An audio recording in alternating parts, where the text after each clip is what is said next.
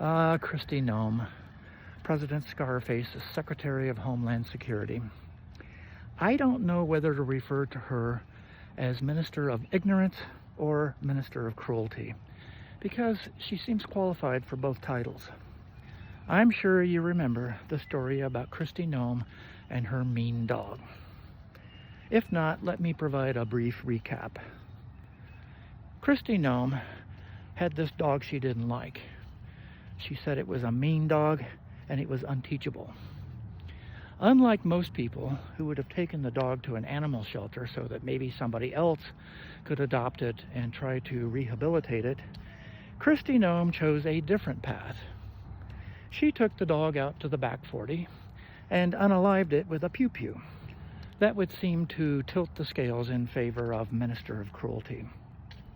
But then, of course, there was the other day at a Senate hearing where she was asked to define the term habeas corpus, and she couldn't. In fact, the definition she gave was the exact opposite of the meaning of the term. You would think that the head of a significant law enforcement agency like Homeland Security would understand what the term habeas corpus meant, but she did not. That would seem to tilt the scales in favor of Minister of Ignorance. In fact, cruelty and ignorance are defining characteristics of the entire President Scarface Cabinet. You remember when Scarface was running for office, he said that he would hire only the very best people. Well, believe it or not, that was a lie. I know, it boggles the mind, but that's the truth. He was lying to you. He has only 3 requirements of his cabinet officers. Number 1, that they be excruciatingly ignorant and cruel. And I'm combining those two because they seem to go together. In fact, ignorance and cruelty are the defining characteristics of the entire MAGA movement. Now, there are exceptions, but for the most part, the MAGAs are ignorant and cruel. Number 2, they have to be willing to lie. Some of them are very good liars. Karkar Levitt and that Stepford wife Attorney General, Pam Bondi, excellent liars, unsurpassed in lying. But then you have others like Marco Rubio, Secretary of State. I've actually met Marco Rubio in person. The man hasn't had an original thought in his life, and there is not one humorous bone in his body.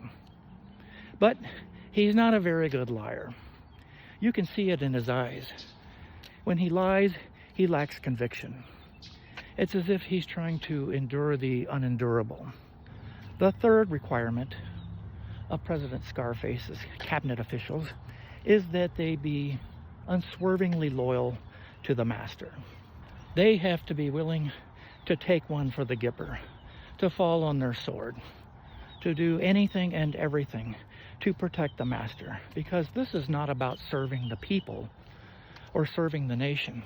This is about keeping President Scarface out of jail and at the same time fattening his wallet. So there you have it, folks. The unholy trinity of President Scarface's cabinet. Ignorance and cruelty, a willingness to lie, and unswerving loyalty to the master. When this is all over, there will probably be some kind of Nuremberg, and this people will testify that they were simply following orders. No, they weren't. They weren't simply following orders. They were willing, even gleeful participants in the crimes that are taking place in Washington, D.C. as we speak. They deserve every bit of justice that is going to come their way.